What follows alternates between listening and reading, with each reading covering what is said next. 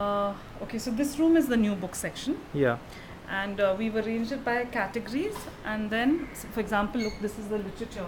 Actually, to begin with basics, I mean, it's strange for me because I know this place as a house and my friend used to live here and things like that. A small kid grew up here. So what kind of, to start at the beginning, what convinced you to come here and take on books in Goa? You're a lawyer by profession. I'm a lawyer by profession. From a very prestigious law school. Oh yeah, but I was going to start my own office actually. I was working in Delhi and I was going to start my own office. It's an old, oft repeated story now. But I just realized at that point that I didn't want to live in Delhi. It was not the kind of place which I can see myself committing to a future. And I had come here I know Goa for a long time. I know Goa from 1980 at least. I see. As a kid? As a kid. Regular holidays? Yeah. Of course, it's a very different viewpoint when you're a tourist, but still. So when I had come here at that point when I was going to start just before I was going to start my office, and this idea of the bookshop cafe I had much before, like about 10 years before that. You love books? I love books, yeah. I love reading. I love books. So I had that idea a long time ago. I never did anything about it. I was in Bangalore then. It was not financially feasible, or maybe it was the wrong time. So I never did anything. But books are very slow money in that sense, extremely slow, and more so in a place like Goa, one would suspect. Yeah, I suppose, if you're looking to get rich, you're not going to get rich by it. But it's viable, it's sustainable. If you have help in the beginning, if you have support, you can make it viable. Yeah. It's a challenge. It's a great life. Actually, I think I may have a lot of money. If I had a lot of money, I may not have the same kind of life. It's very rich. Yeah. Both not only in terms of what you're exposed to in terms of books, the kind of people who come into a bookshop, the interactions you have, it's quite special. And actually, your way of selling books is really not hard sell because you have a whole lot of interesting programs. Yeah, because my idea is that if you want something to be sustainable, you cannot force something on a person. You have to provide the necessary things. The motivations. Okay. And then it has to be something which comes from a person. Otherwise, they'll come that first time for the tea, coffee, or whatever, for whatever seems attractive, but they won't come back again. And that's not of great value. One of the international travel guides said that this is the place where the kind of atmosphere is as far as books in Goa go. So can you kind of tell us or introduce us to what there is? Okay. How many books in the first place? I don't know. Maybe in my news section it'll be about 3,500. Not sure. Your main emphasis is not on numbers, really. No, I'm not a very good technical person. So even accounts and all, I'm not very good at. I don't know how many. Probably at least 3,500. But I've increased my stock by about 40% from when I started. You're not trying to be large. You're not trying to be. No, in fact. When I started, I wasn't sure of the kind of books people would be interested in. So I had a large section of what I call pulp fiction, which is your airport reading. And then I found that most people who come here are not looking for that because they can get it elsewhere. I see. So even though I have that section now, it's not extensive. So what are they looking for here? Here I find they're looking more at literature. They're looking more at Indian, both literature, fiction and non-fiction. Children's books. I see. Religion, spirituality, biography, autobiography, travel, Interesting. More topic. And what's your clientele like? Mostly foreign? In season time, I have a lot of foreigners, who are walk-in and tourists. But I'm open through the year except for this 1 month. In April, May, for a month I close. The rest of the time, it's local residents, both Indian as well as people from outside. Foreigners tend to read a lot, no? Come what may, they still are big time readers, many of them, or the few that read a lot. I think the difference I would say is that over here in Goa specifically, and it may be like the same in other parts of India, you don't find youngsters reading that much anymore. That's a very tough segment. And that's a bit disillusioning. But otherwise, there are lots of readers. I see. both, Indian, Goan, foreigners, I see. everyone. But it's the younger lot where it's problematic, where I you see. see that, it may be something which is going to get phased out. So how old is the bookshop in that sense? It's in the 4th year. Fourth year. Yeah. I see. And you've had a lot of interesting programs also.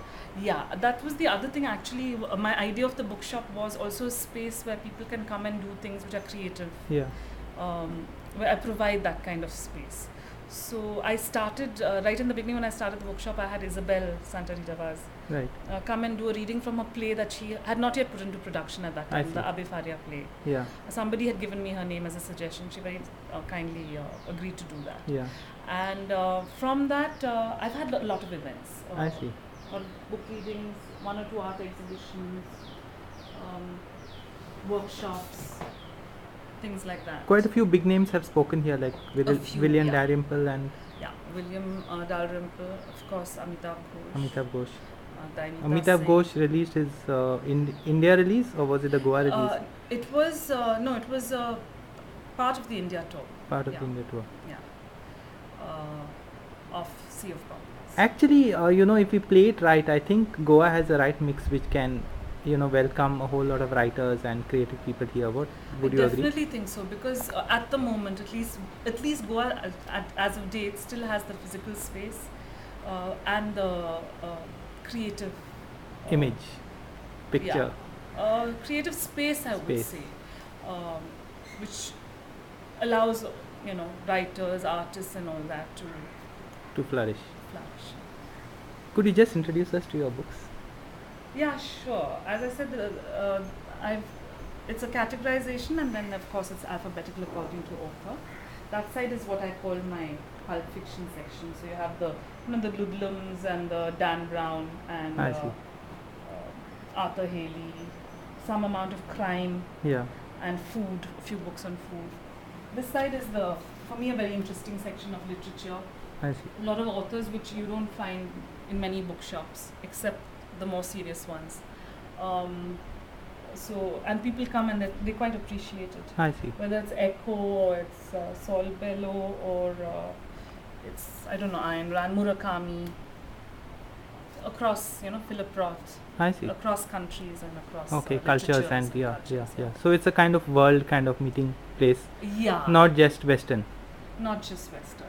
And I think it keeps up with the image of this beach belt, which is very globalized in a certain sense, no? That's true. That is So- true. But we have a book club, for example. And, I see. A lot of the journey across discovering new authors is through the book club. I see. Which is. So you have some committed members who really. Yeah, I have certain, what do you call, the regulars, I see. and then a few which float in and out depending see. on the season and the time. And then this idea of a second-hand corner of books, Yeah. how does that work? That works very simply. Basically, I wanted to have a library facility, but I didn't know how to, the mechanics of running that might be very difficult. Yeah, logistics, just getting the returns and Yeah, all that. especially because there's so much Yeah. passing Yeah, population.